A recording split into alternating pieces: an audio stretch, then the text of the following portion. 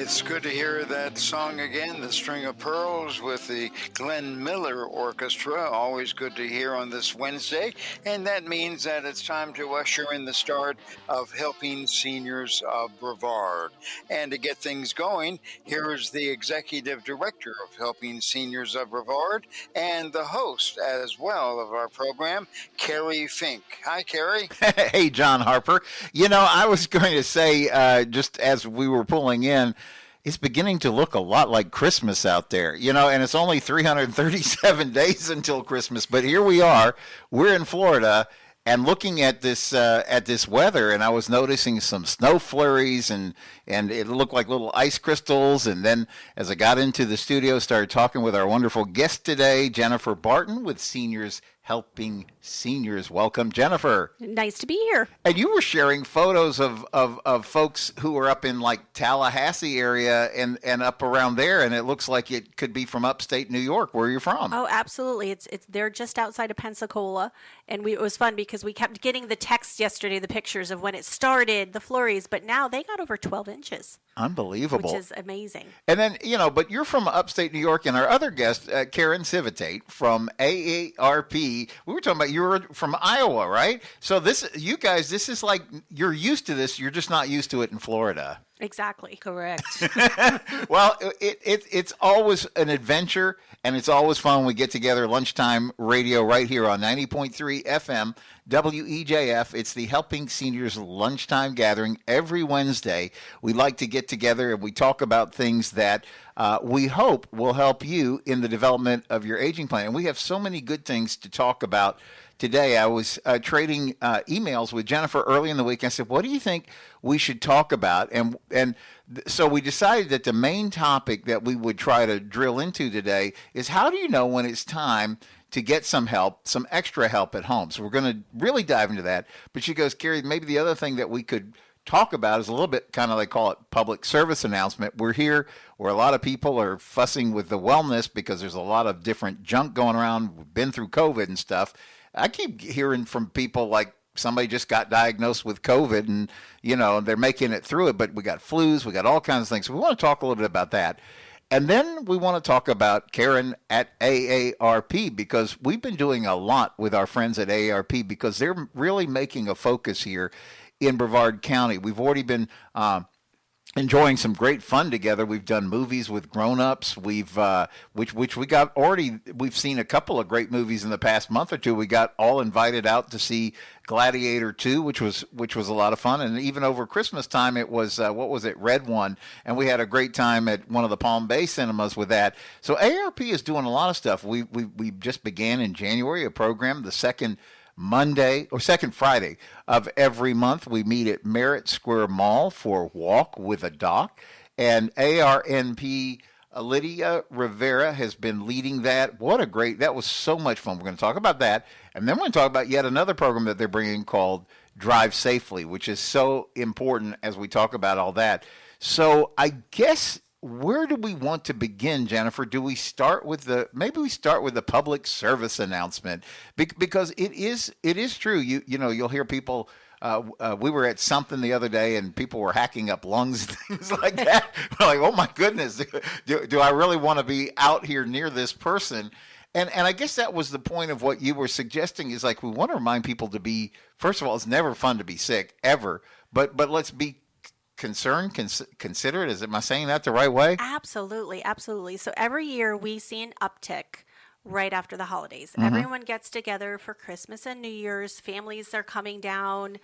People are traveling. So we're sharing a lot more germs over the holidays than we typically do. And so we see a huge uptick with our clients, with our caregivers, and out in the public talking to other senior care providers.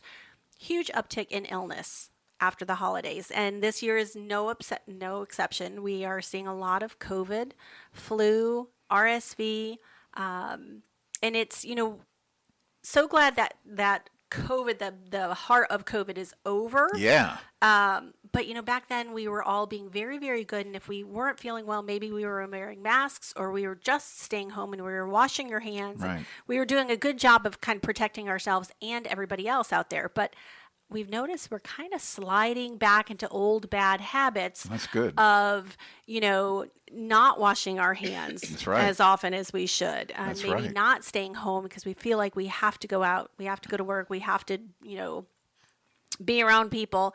And if you're not feeling well, please stay home, because being sick is no fun. Thank goodness COVID is going around. Mom had it a couple weeks ago. Oh, goodness. Thankfully, we kept her and Dad separate. Yeah, Dad never got yeah. it.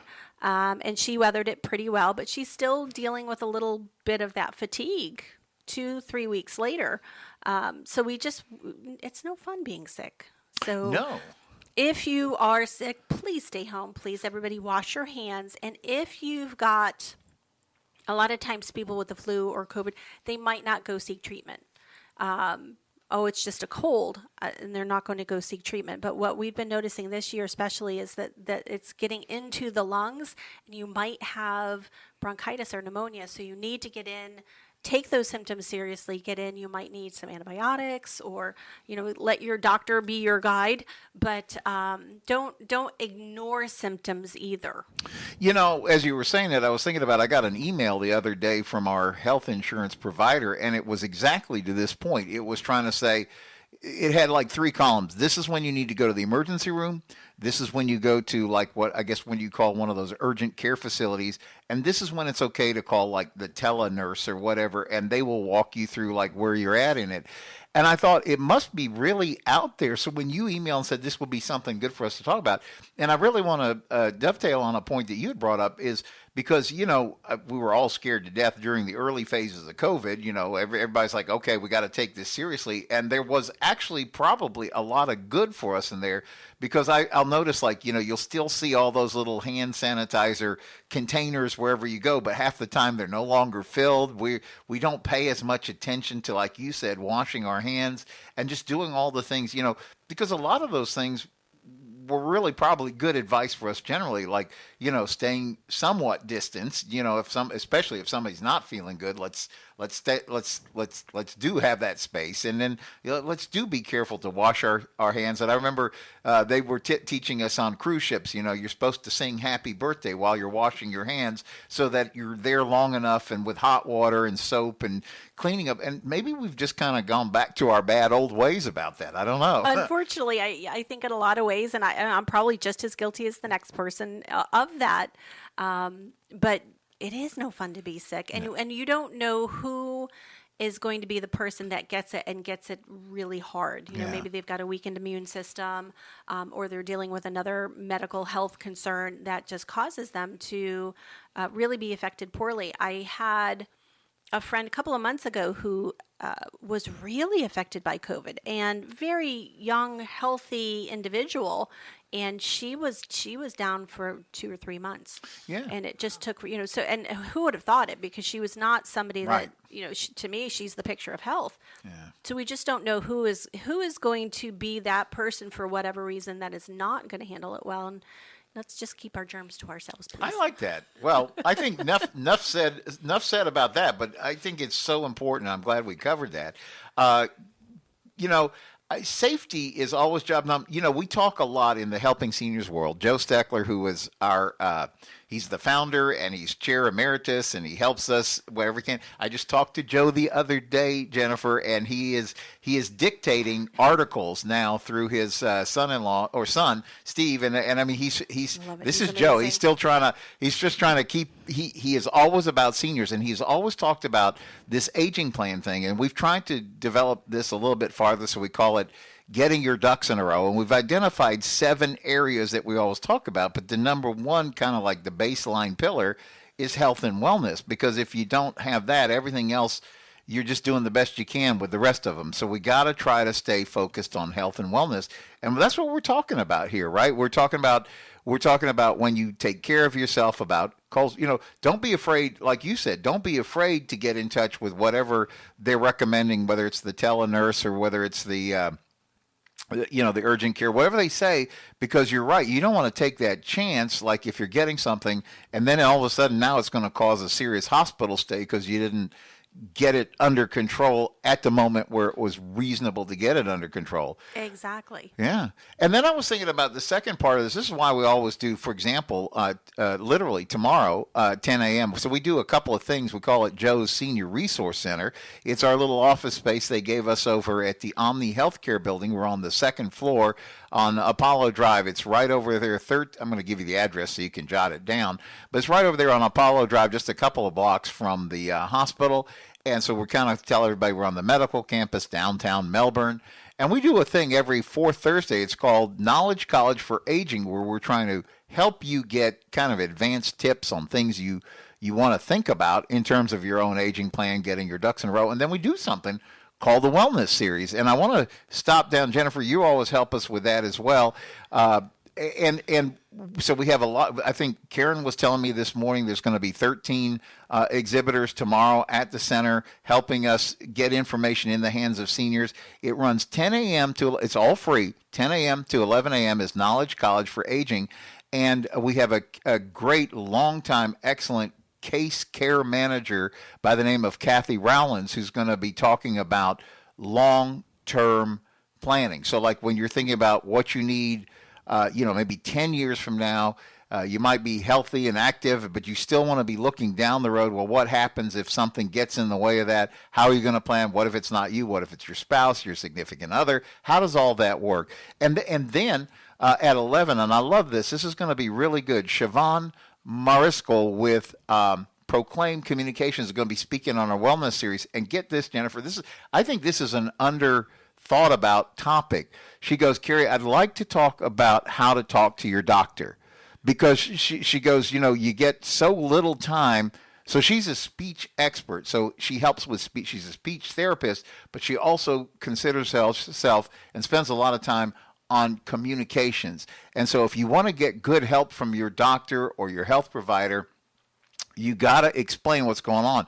We get in the doctor. How are you? Oh, the grandkids are fine. And we'll talk about everything but what we need to be talking about with the doctor. And so when you're only getting that 8 to 10, 12 minutes with the doctor, we want to use that time well. And that's what she's going to try to help us with tomorrow. She's fascinating to talk to. I've had a great conversation with her in the past of how different ways that speech language pathologists can help I'm used to that from a child, standpoint, because I work with kids with disabilities. But there's a lot that they can do with adults. Yes. And not just someone that has suffered a stroke. There's many different ways that they can help. So I'm really excited to hear her talk tomorrow. Yeah, this is gonna be good. And Karen, that's part of what you guys do all the time in the AARP world. Is you're always trying to get you do very much like what we try to do. You're always trying to get people informed, educated, and connected. That's our motto, but it really kind of speaks to what you guys do with all these programs with AARP. You have the local chapters. You have, we were just talking about Walk with the Doc. There's another one. Every time you go to the doctor, they say, oh, you should exercise more. Well, here's a perfect opportunity, Karen. Talk about it a little bit.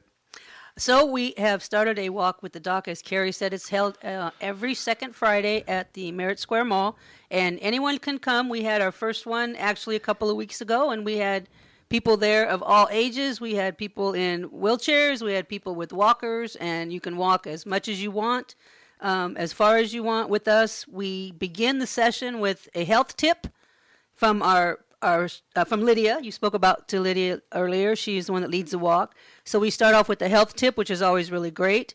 And then we do some stretches, and then we walk, and we come back and we stretch some more.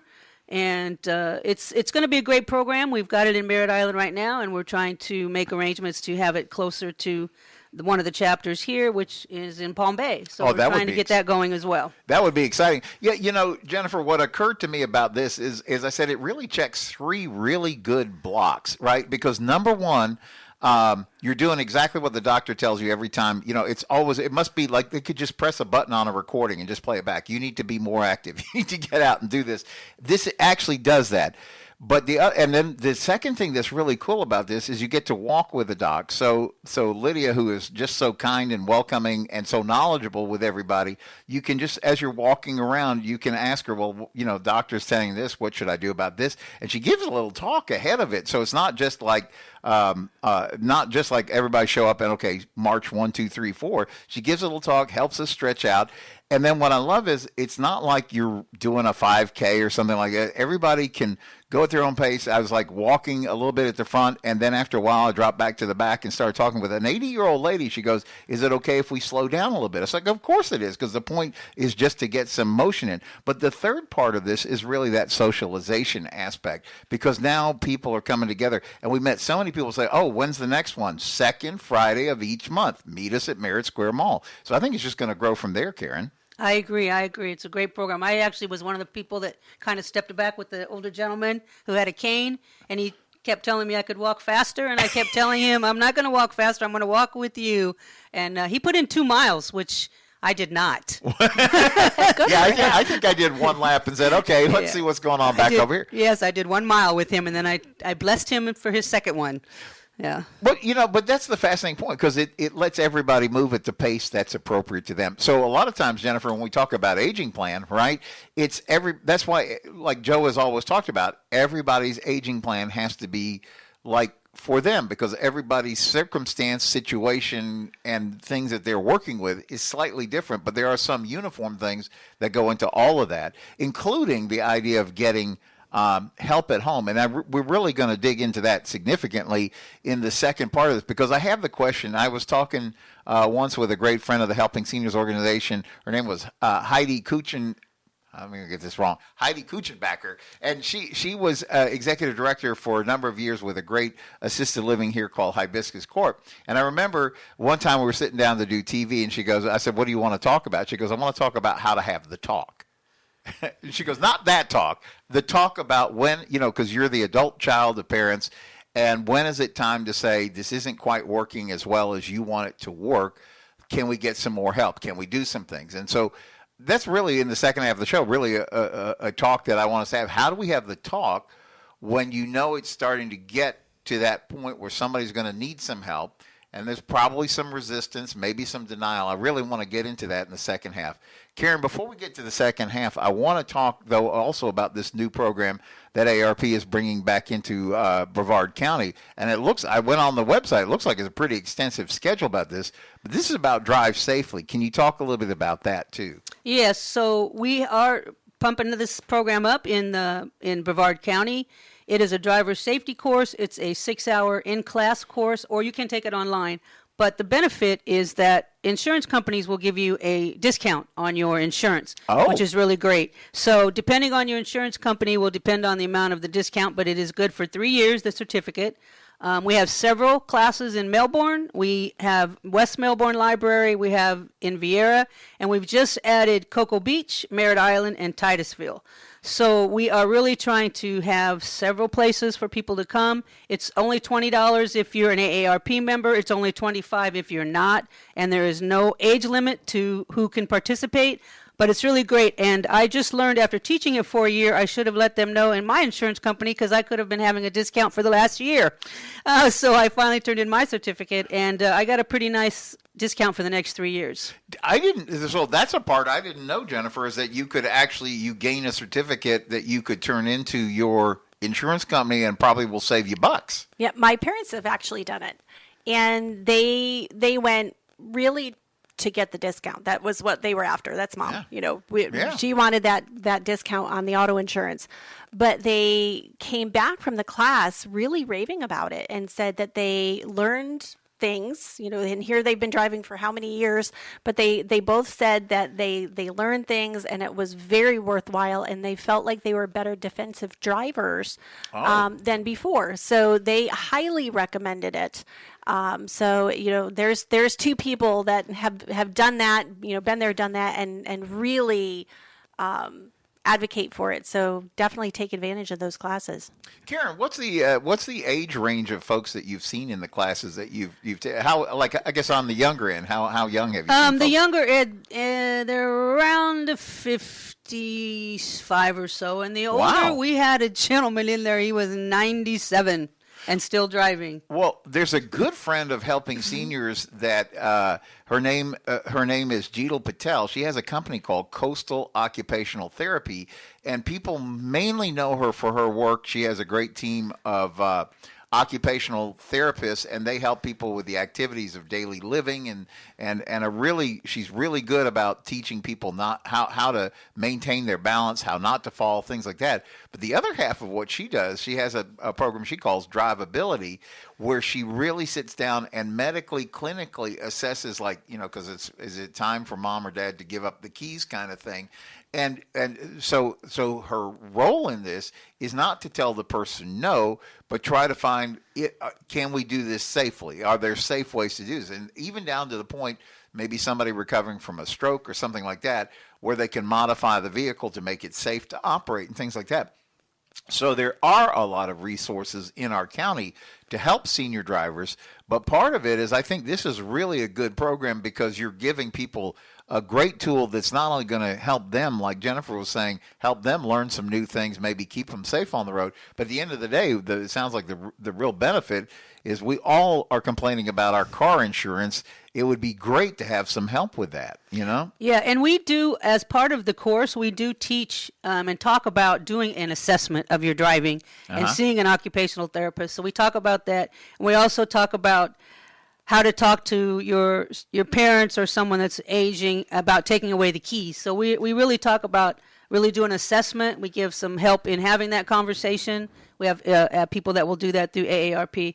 So it's really, and we talk about update of the Florida laws. And I think that's one of the benefits too, is because as Jennifer said, a lot of people have been driving for a while, but the driving laws have changed and they're not aware of those. So there's a real benefit to that. And I also think there's a real benefit. I've had a couple of different people in the course that came up to me and said, I think it's probably time for me to hand over my keys, which was, which was a nice awareness because, that could be very dangerous for them. Well, and it's not only that. I was saying yesterday, we have our monthly meeting of the Golden Providers, which is a group of business professionals that serve seniors. And, I was saying, like, we live in an interesting time because there's just more seniors than ever. First of all, more people are turning 65, if you want to use that number, than ever before just because of the boomers. But secondly, people are just flat living longer. So because of that, there's more seniors. But then to the point you just raised, so many people are moving in-state, and they might know laws from when we took our driver's test all those years ago from New York or Illinois or California or wherever we're coming in from. And that doesn't necessarily mean that we're experts about what's legal and what's not here in Florida. It sounds like that's one of the things that you get from this as well. And that's very true. And and it has been beneficial because I get a lot of positive feedback after the class from the participants. Good. Well, we're talking with Karen Civitate from AARP Florida here in Brevard. She kind of leads everything that's going on here. Karen, if people have questions, I know they can always call us. We're going to get them in contact with you. Our number is 321-473-7770. But what's your number? Or how do you want people to get in touch with you? The best way to get in touch with me is to send an email to AARP chapter 2622 @gmail.com. And I can get you to wherever you need to go if I'm not able to answer the question for you. Good. And again, our number for helping seniors is 321-473-7770. And that's a great number to just jot down because anything you hear us talking about will get you connected back to that resource. We are going to come back on the second half of the show with Jennifer Barton with Seniors Helping Seniors, and we are going to talk about how to have the talk when it's time to get some help at home. Stick around. It's a chilly afternoon, but a great afternoon for some hot conversation right here on Helping Seniors of Brevard. I'm John Harper, and let's keep things going as we reintroduce the host of Helping Seniors of Brevard and the executive director. Here's Kerry Fink. Kerry? Hey, thank you, John Harper. Like we're always saying, it's so much fun to gather around the radio on Wednesdays lunchtime, 12 noon to 1 p.m., right here on 90.3 FM WEJF. If you're listening online at WEJF.net, thank you for tuning in. And I would be remiss if I didn't welcome the people who catch this as a podcast, because really pretty much as soon as the radio broadcast is done, we make this available on all podcast forums that are out there, everything from Apple iTunes to Spotify to iHeartRadio, to Hey Alexa, play me Helping Seniors Radio. The reason we do that is twofold. Like sometimes the schedule doesn't permit that you can hear the whole show, and maybe it's a topic that's of interest, so you can go back and pull that up. The other reason, though, is sometimes people will hear something or miss part of the broadcast and say, oh, I wanted to catch the first part of that conversation, and look for that. And then the third thing that happens a lot of times is somebody says, Fred needs to hear this. My neighbor Fred needs to know about this, and I want to give them the link so they can do that. So we always make this available on podcast. You can find it on our helpingseniorsofbrevard.org website, because we make sure it's there. Our Facebook page, Helping Seniors of Brevard, and our YouTube channel, which gets more and more views. And the same thing happens. And so during the first half of the show, we were talking with Karen Civitate from AARP, and we were talking about all the great programs. So I don't want to recap those because it was the first half of the show. Let me direct you right back to the podcast. But we were talking during the break. There's two things in life that are inevitable. They say it's death and taxes. So let's talk about the tax part of it for just a second, because you have a program for that too. We do. We have volunteers who will do taxes for seniors at no cost. And for the different locations, you can go on AARP.org, and you can look for those different locations around the county. But it's a great program, and it's an opportunity, again, to get your taxes done at no charge. Yeah, and so Jennifer and Kerry were talking with Karen during the break and say, look, maybe as this goes along, first of all, we're going to make sure Karen who answers, and her volunteers, team of volunteers who answer the Helping Seniors helpline. I'm going to give you a second to grab a pencil. I'll give you that number so you can jot it down. But anything that flies past that we're talking about, say, hey, I heard you guys talking about free tax help, just call that number and we're going to get you connected to the resource. That number to call is 321-473-7770. 321-473-7770. And that includes if you want information about the Knowledge College and the Wellness Series coming up tomorrow morning. It's basically all runs 10 to noon. It's free. It's fun. It's good information, good education. There's always some good snacks there. You'll find 13 different participants who are going to have tables there, so there's always good information, and it's always a fun morning out. And so anyway, thank you, Karen, for bringing all that together and all the good work that you're doing with AARP. We're so pleased to get to work together because, our mission when Joe set us up, I can't believe we're going into 15 years of helping seniors. Jennifer, I don't know about you, but that makes me feel old somehow. Yeah, it feels like I've been around a little while now. Yeah. So I used to tell people, I'm a media person who got started helping Joe on this, and now I go, no, I'm really a helping seniors person because I've been doing this for a while. So, and Lord knows you have so much expertise in this. I remember because you've been helping seniors almost since the get-go, but you have such a unique perspective on this because I say you really do amazing work because number one, you help seniors at home. Number two, you hire seniors. So you're a great employer for seniors. We were talking during the break how AARP also does a big thing, Back to Work 50 Plus. And you guys are faithfully, every time that Lois Thomas with Career Source, Brevard, Flagler, Volusia, they got all these names together now. Whenever they have a job fair for 50 Plus, you guys are always there because you're always looking for quality people to serve seniors. But then the third thing you do, you're on the cutting edge of technology because you have this whole program called the Electronic Caregiver. So you're just on the cutting edge of all this. And I know I wanted to get into this conversation today with you about, Lord knows we can be stubborn sometimes. And whether you're the adult child or maybe you're the spouse or significant other trying to help your partner and they're a little bit stubborn, how do we get into this conversation and how do you have the talk? Well, and I'm going to back up just one step before that, because again, after the holidays, we see a huge uptick in phone calls, right, from a spouse or the kids, and sometimes the senior themselves, but usually after the holidays, it's the kids. They've come down and they're noticing things, and they're kind of questioning. Right. Is it time for mom to have help? This is what I'm noticing. And so we were talking, and we did an article in Hometown News about what to look for, when you are coming down, or, what are those things that, oh, okay, maybe it is time to have help. What's important and maybe what's not important. Right. So some things to watch for: if they're not dressing like they used to, maybe they're wearing clothes more than one time. They're, 2 or 3 days in a row, mom's wearing the same shirt, or the clothes are not clean. They've got spots or stains on them where, mom was always impeccable dresser. Before then, everything was spotless. Same thing with the house. Everything was spotless. But now we're noticing that there are, the things are not as picked up as they used to be. There's more clutter. Dishes aren't really clean, even though they're back into the cupboard. One of the things, Ricky and I go out and do a lot of the assessments. If I see little notes everywhere, there are little pieces of paper, little notes reminding them to do this, to do that. There's notes on the fridge. There's notes on the table. That is a big sign for me of that there's maybe some early dementia there.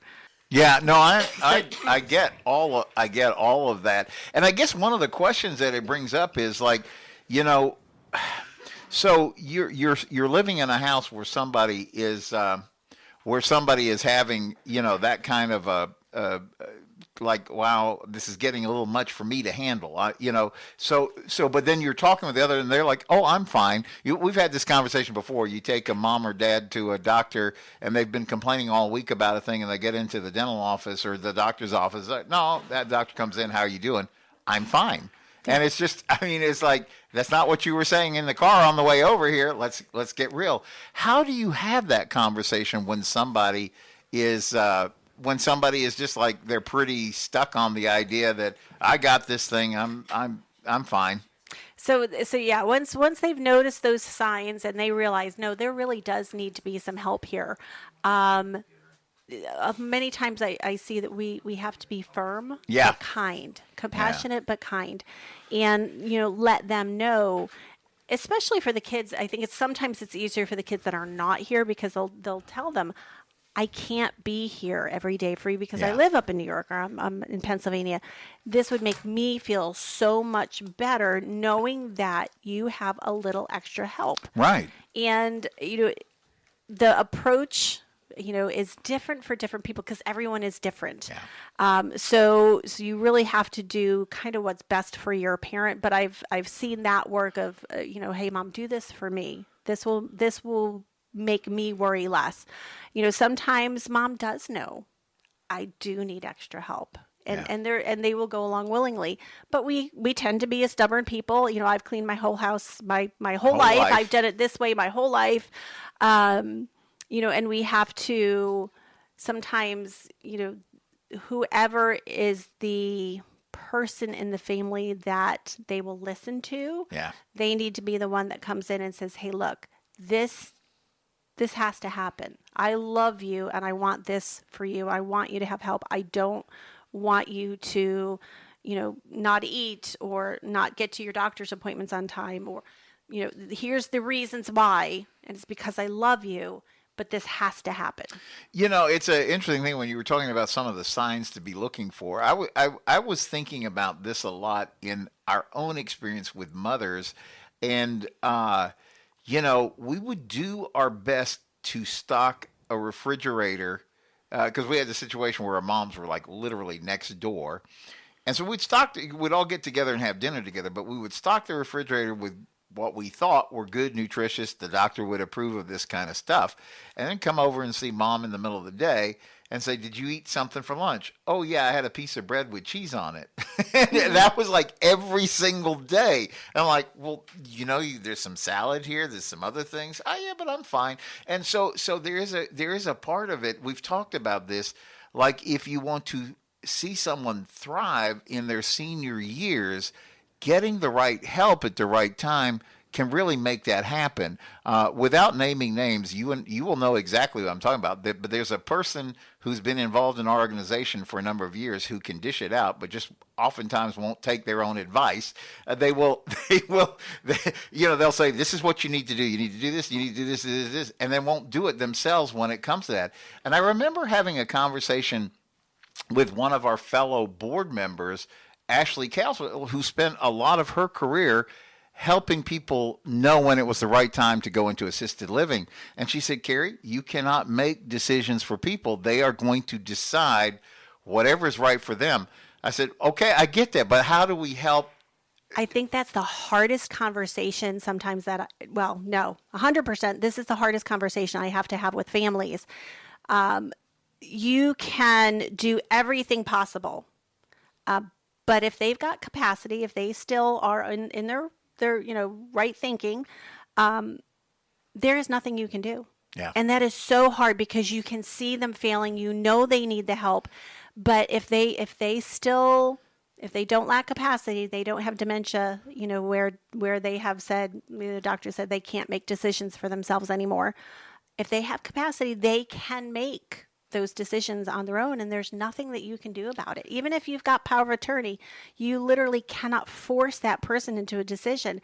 And so sometimes we have to let them fail in order for them to open their eyes and see that they need the help. And I think that is the hardest position for all of us to be in. As a family member and as a care provider, we know what's happening in the house.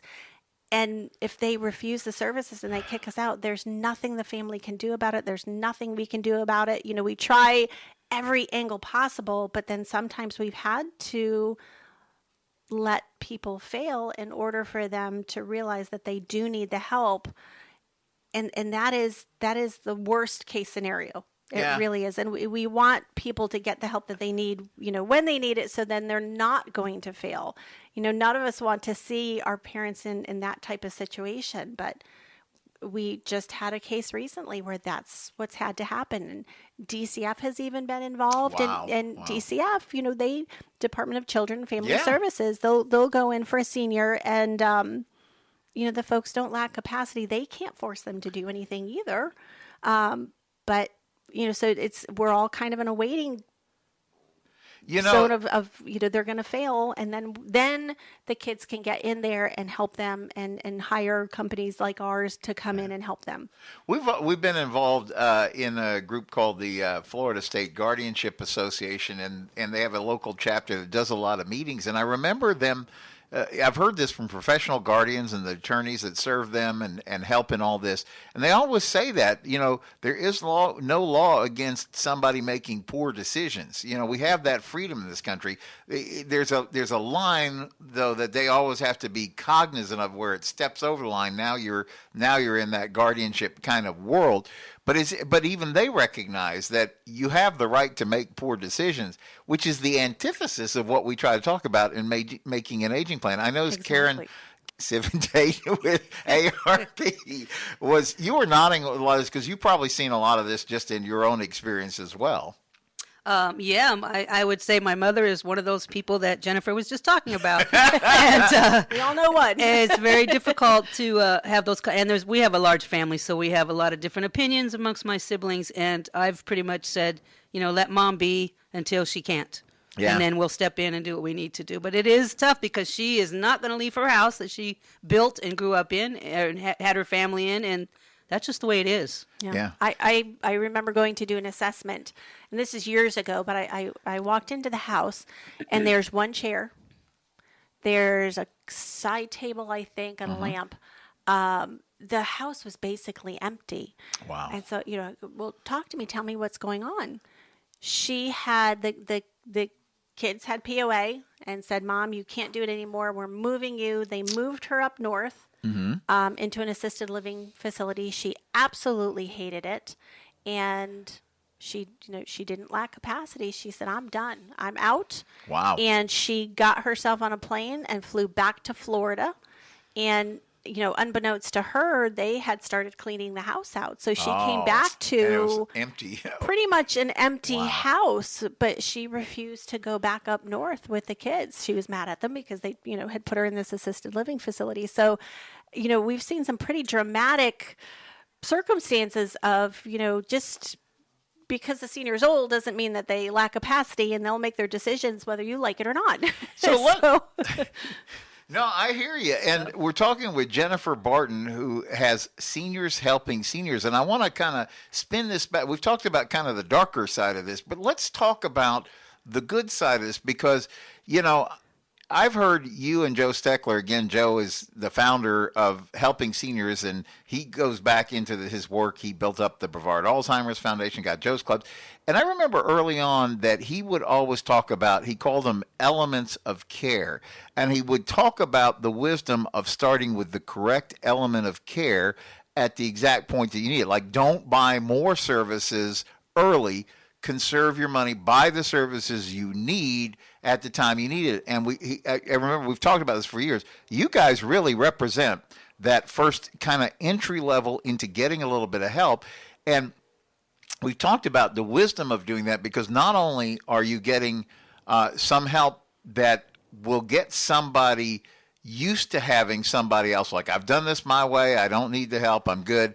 But what you do is call companion care, and then usually when people finally, they make that turn and they go into it, it's doing two things. First of all, they find out it's a great benefit to them, but then it also preps in case later down the road more help is needed, they're not going to be as resistant to it. Talk a little bit about some of the success stories that you see when somebody finally gives you guys a call. So we'll start as little as 2 hours once a week. And that's just a kind of a check-in visit. And it may be, every Thursday going to Publix and doing errands and coming back to the house. But it allows them to realize, oh gosh, this isn't too bad. A lot of times those 2 hours will turn into 3, or maybe another day, hey, can the lady come, on Tuesdays and Thursdays?